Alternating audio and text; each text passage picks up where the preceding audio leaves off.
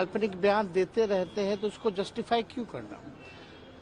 अगर कोई चीज कॉन्क्रीट नहीं है, कुछ सच्चाई नहीं है, तो हम अपना फालतू समय उस बातों पर बयान दे करके, सफाई दे करके क्यों हम व्यर्थ करें। तो कोई मतलब ही नहीं है। असल में चिंता उन लोगों की है कि डरे हुए हैं एकदम। अगर इस तरह की बयानबाजी कर रहे हैं तो उनका आप समझ लीजिए कि जो बॉडी लैंग्वेज है वो एकदम शिथिल पड़ गए, क्योंकि जो जिस हिसाब से सरकार महागठबंधन में काम हो रहा है और जिस हिसाब से सोशल समीकरण, या आप देख लीजिए 2 दल हैं जो बड़ी पार्टियां हैं बिहार की एकजुट हुई हैं, तो उससे डरे हुए लोग हैं। तो महागठबंधन का वोट बैंक भी अगर आप देखें कभी भी, तो 15 में क्या रिजल्ट था, 170 पार था कि नहीं था। तो आप समझ लीजिए ये तो पहली बार है महागठबंधन जब जदयू शामिल हुई है और हम लोग लोकसभा का चुनाव लड़ रहे हैं, तो हाथ पैर फुला हुआ है भाजपा का। तो इस तरह का बयान दे करके थोड़ा अपने आप को जो है,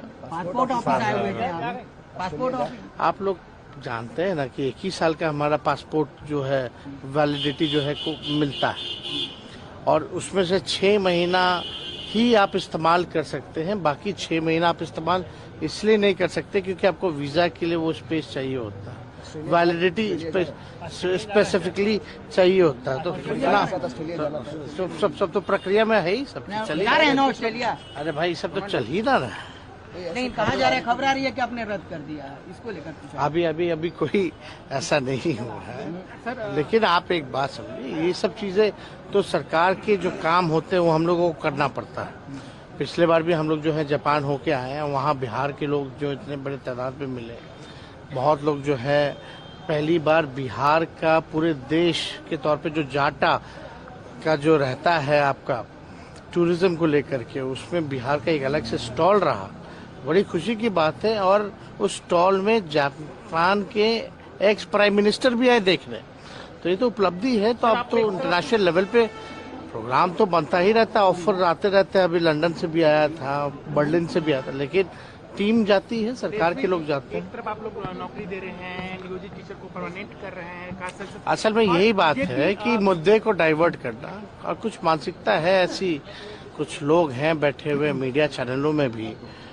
कि भाई जब कास्ट सेंसस की बात आए तब मुद्दा को दबाना, डाइवर्ट करना स्टोरी, जो फिजूल की बात है उसको हाईलाइट करना, ब्रेकिंग न्यूज में दिखाना। आरक्षण जब बढ़ाया गया तो कुछ और न्यूज चला देना।